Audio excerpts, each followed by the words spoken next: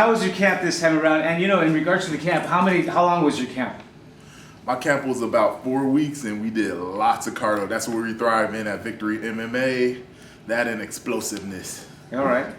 So in regards to weight's always a factor when everybody's in the fighting game. Do you float around at a higher weight than you fight? And if so, how was your weight cut? My weight cut was pretty good. It was kind of hard and rough, but we made it through it since this ain't my usual weight class. Usually I fight at 185, but now I'm fighting at 205. But it's still a rough weight cut because I just got bigger and stuff. Boy, okay, so you even go lower than this sometimes. Yes. My goodness. So that has to do a lot with eating, I'm sure. So who helps you with your diet, your supplement, and your meal plans? Is it you? Do you have a nutritionist? How does that come to play? I just do it my way. All you? Yep. Oh man, that's pretty good, pretty good. In regards to the gym, you mentioned your gym name. Can you tell us a little bit about the gym name again, the city, and your training partners, especially who's helping you get ready for these fights? Yes. Well, the gym I go to is Victory MMA. It's by the San Diego Sports Arena, San Diego, California. Yes, I have a great team. My striking coach, Tony Palafox. My other cornerman, Charles Taylor Johnson, national wrestling champion.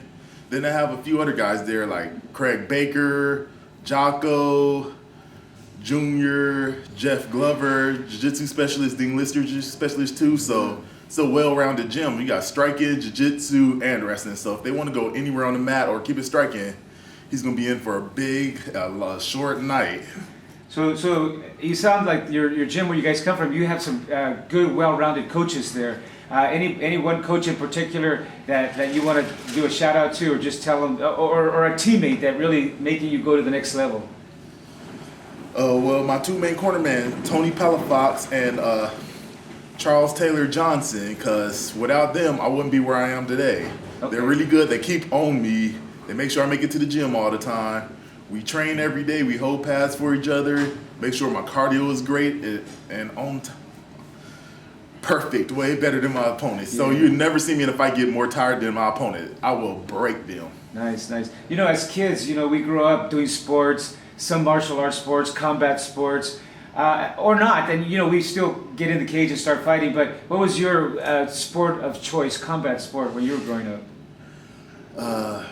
Pretty much wrestling. I got talked into it. All right.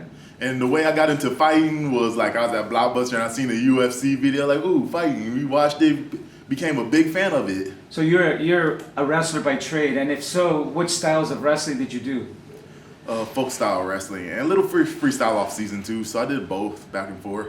Right, yeah. Do you feel, this is a question that's always asked and people kind of know the answer, but do you feel wrestling has really stabilized and made you a better MMA fighter? Yes, since I got national champions to train with every day, it's going to make my game way better. Yeah, absolutely.